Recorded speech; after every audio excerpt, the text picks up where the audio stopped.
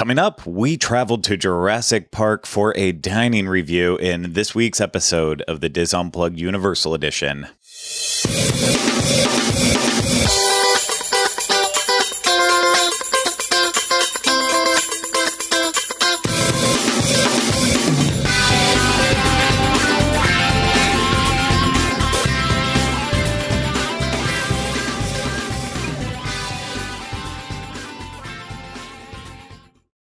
Hello, everyone. Welcome to this week's episode of the DIS Unplugged Universal Edition. I'm your host, Craig Williams, and we have a really fun dining review for you in just a little bit. But before we get to that, of course, I have to remind you that this show is brought to you by Dreams Unlimited Travel. If you like our content and you want to support us more, you can always book a trip to Universal through Dreams Unlimited Travel. It costs you no extra money. You get the help of one of the awesome Dreams Unlimited travel agents, and it keeps the light on this show as well as all of our Universal Orlando content. So head over to dreamsunlimitedtravel.com today for a free, no obligation quote on your next vacation. Now, let's get on to this week's show. It is not just me going out to Universal and dining by myself. Lucky for all of us, Ryno did join me for the dining review because it truly is not a great dining review when I'm by myself at Universal. It's much better when I have Ryno there with me. And if for some reason you clicked on this episode without seeing the thumbnail, without reading the name, you just clicked on it for fun or it popped up in your feed somehow, I have to tell you where we were eating at, and that's Thunder Falls Terrace at Jurassic Park. And I think we looked back and it's been years and years since we've actually done a review of it. You know, I say every single time we do a dining review, we have so many that we have to still finish with a lot of like the really terrible quick service places. But then there's also a lot of these, I don't want to call them necessarily hidden gems, but, you know, better than average quick service restaurants and even table service restaurants. There's all these places that we need to go and re-review. Like, I know we need to go back to Mythos. I feel like everyone loves Mythos and we are always just so like meh about it because our experience isn't great. Maybe we're just not going there enough.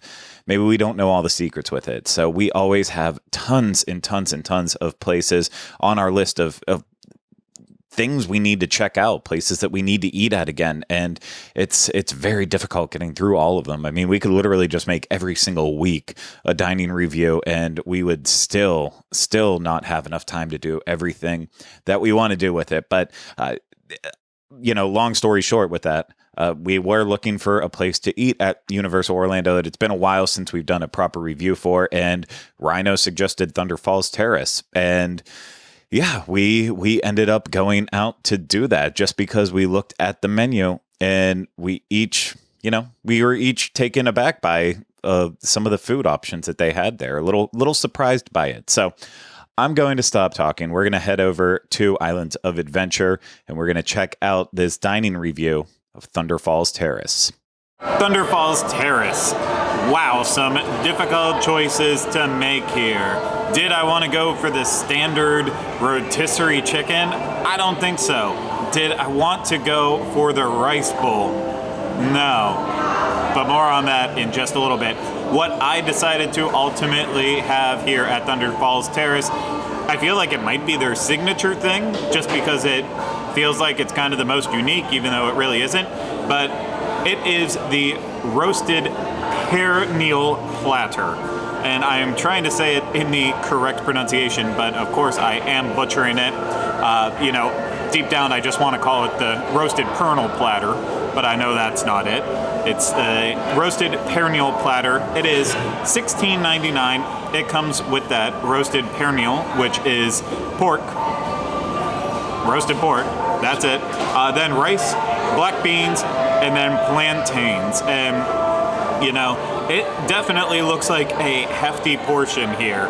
I will be struggling to finish all of this. There is so much rice and beans on this plate, but then there's also a crap ton of pork.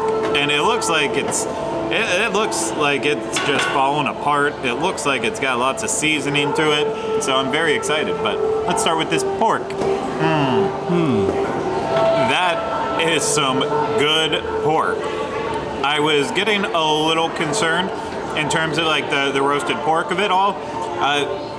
There were some pieces as I was forking around on it that were a little tougher, but obviously I think that was some of the pork that was more on like the outside, and so that's why it has a little bit more grit to it. But this pork basically melts in your mouth once you start eating it. Seasoned very well. It's not overly salty. I could use a little bit more of like a peppery flavor with it. Definitely, I would throw in a little bit more fresh herbs with it. It feels like it's kind of just like mostly salt in terms of what they're using to season it, but it's really, really nice pork. I think it's very tasty. And I probably won't have as much positive things to say about these rice and beans, but maybe they'll be surprisingly good too. Oh no, they're falling on my plantains.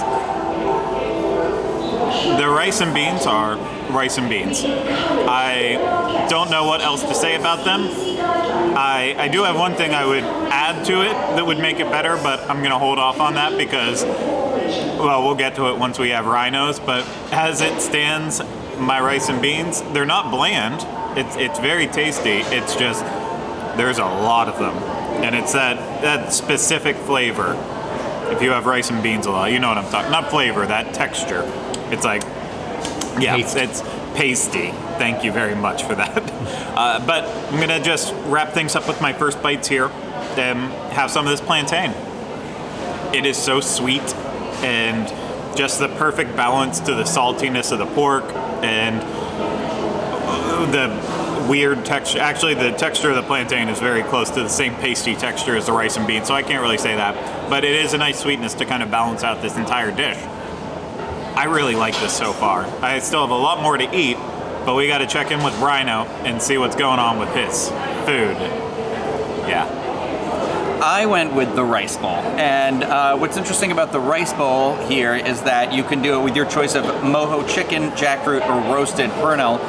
I just did what you said. It's not called pernil, but with black beans, cilantro rice, cotija cheese served with fried plantains and salsa. So I went with jackfruit, and if you've been following my adventures with jackfruit, it was not great when I did it the first time at Monsters Cafe. I loved it the second time I did it when they did the food for Mardi Gras at one of the booths, and now here we are again. I don't know. This looks pretty naked though in terms of it just. Oh no. I don't know that I've ever just seen it straight up here, but this dish was $14.99 in the app, $15.99 at the restaurant. I don't know what's going on with that, but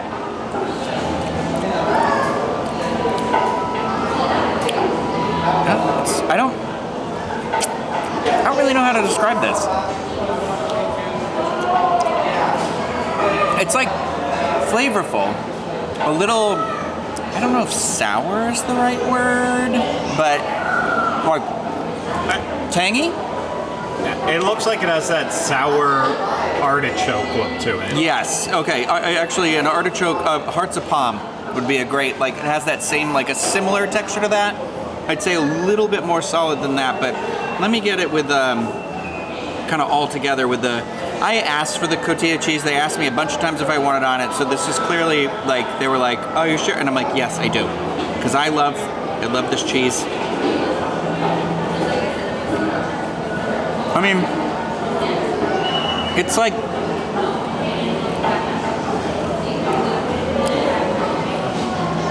it's fine. I mean, it's the jackfruit's fine. My thing is, like, I feel like it's just the jackfruit by itself without like any flavor. So I got a little lime in here, squirt a little lime on all of this, but it's weird because it's like just not seasoned jackfruit at all. There's like nothing to it, and that's what I loved about the one I had before, which was like the Cajun. So I'm gonna add. They have hot sauce up here.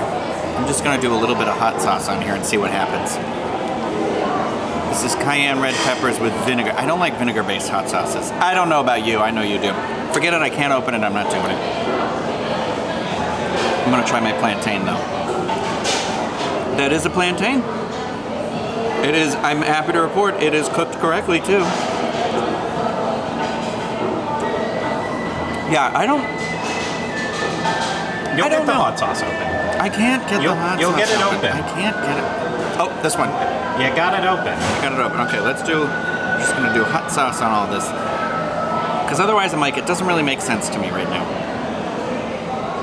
All right, let's get it with the hot sauce, the tomato ketchup, or whatever it is, salsa. Did you call it ketchup? Yeah, I know. I'm embarrassed for myself. With the hot sauce, it's pretty good. Yeah. It's like, I agree with you though, like the rice, I mean, it's white rice, right? So it's like, although it's supposed to be like, I think they were trying to go for like the cilantro rice from Chipotle, which is fine with me that it's not strong in that. There's like like this little guy here, which is fine because I hate cilantro. So, yeah, I don't know. I don't know what to think yet. I don't hate it. I'm just gonna stir it all together to make a soup. And then I'll report back to you in a little bit. But, yeah, I don't know. Okay, I was really hungry, and I will tell you that I was just thinking to myself, this is a hearty, like a good portion of food. I do like that it's rice and beans, because I feel like that isn't like a super common... I know it seems like such a simple, easy food, but I like in a theme park, it's like nice to have something that isn't French fries. There's a bird on the ground there are 2 birds on the ground next to me. I am getting alarmed. Anyway, they're coming for the rice and beans and the jackfruit, but I think, which often happens with like plant-based stuff, this is actually on the lighter side because jackfruit isn't like a super heavy option. You know, it's not like one of the fake meat options or anything like that. So like I'm looking at like how much meat Craig got on his plate that he's already eaten, and it's like, so I think if you're just toying around and you're not full plant-based, like maybe you know, depending on your hunger level. But I have to say, so far, I still have plenty left, but I'm actually enjoying the meal. I can tell that my meal was definitely heftier than yours, Ryno. There was just so much meat on this plate, and the rice and beans, there was even meat on top of the rice and beans that was hidden down below. So there is just so much of essentially what is a filler on the plate. That's okay though. I did add hot sauce to the rice and beans because it just started to need something. Yeah, that the texture, the flavor was just starting to get to me when it was too much over and over again. Yeah, I could probably mix it in with the pork a little bit too and kind of make my own little bowl, but I decided to go the hot sauce route. That being said, the thing that would have brought my rice and beans together would have also been the cotija cheese. Just if they would have sprinkled that on top of there, that would have been incredible. Then I would have also thrown on just a dash of hot sauce, and I would have devoured the rice and beans first. If you throw rice, beans, cotija cheese, and a little bit of hot sauce all together, I will eat that. I don't even need that meat portion with it too. So yeah, it's all coming together fine, and I'm gonna be very full. I'm gonna be very, very full by the time it's all said and done, but I need to start eating this before it gets too cold. All right, I think ultimately I very much enjoyed my meal. I don't know that I'm raving about it. I feel like if the jackfruit, again, if it had just a little something to it, even so, because I know we had the cotija cheese on it, if there had been some, what's the red sprinkle, tahini, if there had been some tahini on it or something like that, that would have been a great combination. I would have been really into that. But with the hot sauce on it, it was pretty good. And the portion size was honestly really, really nice. So I am actually really happy with this meal, and I would definitely come back here again, and I think I would try the pork you had, or maybe I think there was chicken too. Maybe I was wrong. I thought I saw chicken, but It was chicken, mojo chicken. Mojo chicken, yeah.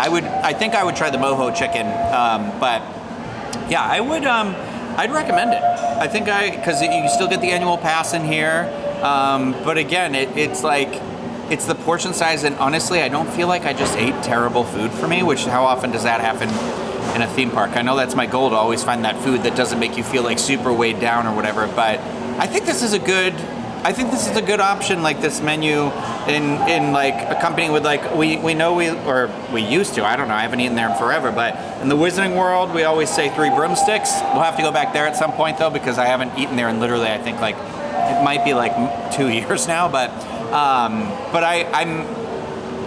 this is a good, if I were at Islands of Adventure, I'd put this on my list being like, this is an option, I'd definitely come here and eat here, for sure.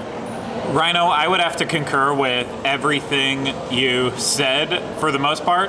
I mean, obviously, I can't speak on behalf of your food because I did not have any of it, but I would recommend the pork. I thought it was really, really well done, and I don't know. I'm just shocked. So, Thunder Falls Terrace is one of those places I don't think I've ever truly had a bad meal here.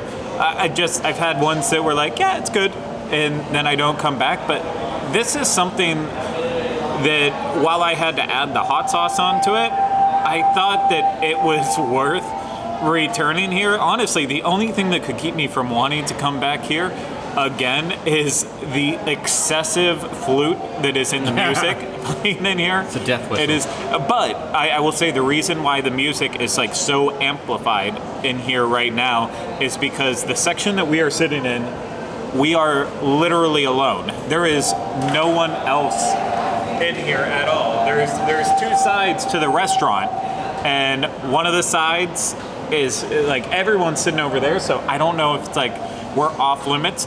But the strange part is with that too, that like there's two different sides you can order food on. The side we're sitting on is where you order your food. The other side's not open, but that's where everyone's choosing to sit. Okay, maybe it's because I'm going to point something out right now, Yeah. so bear with me. Okay. Look at all the tables. They all have... Wait, no, these ones don't. I was going to say all these tables here... Reserve signs. And I'm not sure what that's about. I don't know if it's... Ours did not have that sign on it. Ours did not. Ours did not have a reserve sign on it, so I don't know if that plays into it too. I don't know if it plays into it that if you sit over there, you have a view of River Adventure at the final drop. It could be that. There's also outside seating here too, so there's lots of different options in terms of hanging out here. So I've been here on days when it's completely packed inside, and it's a lot. It is a whole heck of a lot. So I'm cool with it today, but sometimes I think the reason why I want to stay away from Thunder Falls Terrace is because it's just a little bit too much with the environment. But I really like my food. I would like to try my pork platter. Not as the platter. I would like to try it as a rice bowl because I was jealous that, Ryno's portion was a little bit smaller. Yeah. So you can factor that into it, but he also had the salsa on top of it, and he had the cotija cheese. So I think a lot of those extra flavors mixed with the pork, not the jackfruit, would have taken this to the next level. But then again, my portion size was definitely larger than his. For only $1 more. So really, for me, I just have to pay the $1 more, get the bigger portion, but be with pork, rice, beans, plantains. You could ask for the cheese on top. I know I could ask for. I'm really, and that's probably what half the people have said already. Like, can you stop talking about the freaking cheese? You should have just went and asked for a portion to put on top. I don't like confrontation. I like getting it how it's supposed to be served to us. They didn't offer it to me where they offered it to Ryno, so that's what I stuck with. But yeah, I'm very impressed as well too, and we're not reviewing it, but Ryno did treat us both to some of the Jurassic World beers. Mosasaurus. In here. Yeah, the one with the Mosasaurus tap handle, the Isla Nublar IPA, I believe, and it's always delicious. So thanks for picking that up, Ryno. I owe you a beer. You got it. But if you come here, you got to get it. It's so good. I would say that too. It is available outside of the restaurant, but sometimes, depending on how things are, you can actually walk inside here and get the beer faster than getting it in a different location. So keep that in mind too. But I have to say, I recommend Thunder Falls Terrace. What's the ABV on that beer? It's not that much. So the problem is, before we sat down, I kept telling Ryno, like, I feel like this is how Hulk Hogan would name a restaurant if he had it, like Thunder Falls Terrace. Oh yeah. So I'm now ashamed. So we're gonna wrap this up. You got that moho platter. You got that moho. I want to see the graphic for that restaurant. That's him just tearing up pork. No, I'm done. I'm done. And there you have it. That was our thoughts on Thunder Falls Terrace at Jurassic Park. And as time has gone on since we recorded that review, I'm really surprised by how much I did enjoy this meal. And at first, we were actually going to go to Three Broomsticks in the Wizarding World of Harry Potter to do a review because, who doesn't love a good Wizarding World of Harry Potter review? And it has been a while since we've been to Three Broomsticks as well, too. But the day that we were there, like we were looking at that menu and saying, yeah, you get fish and chips for like the 900th time, but nothing just really was like jumping out like, this is what I want to eat. And yeah, so I feel like if we would have went and actually did that, then we probably wouldn't have been in as great of mood. I mean, yeah, the food's always good at Three Broomsticks, so I'm sure we still would have had a fun meal. But I'm glad that we kept looking and we went outside of that Harry Potter mindset for a little while, so we could enjoy a meal at Thunder Falls Terrace. And yeah, I'd say check it out. The menu interests you, but it also works out in the grand scheme of things for this specific episode because there is just one little bit of news to actually mention.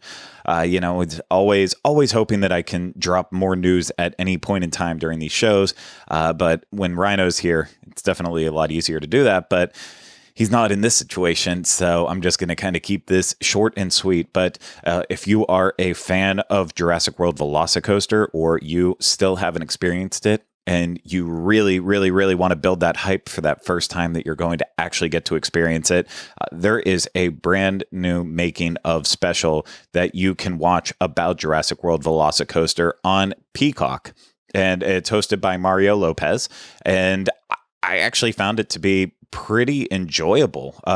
It's only 22 minutes, so it's not something that you have to like really take a big chunk out of your day with it. With the runtime in general, I almost feel like this was supposed to be on NBC at some point in time, and they decided not to actually put it out there, or USA, or one of their many channels. It felt like it was destined to be part of that, but then they pulled back and just made it perfectly for Peacock. But it's definitely worth a watch. I mean, it was fun watching the progress of that roller coaster being built, but I don't know. It's always cool to see these behind the scenes shots, like of the actual construction from the construction site in the areas that you don't get to normally see. And because a lot of this coaster was also constructed during the middle of the pandemic, they flat out open us up behind doors and show like what part of the process was while they're just having to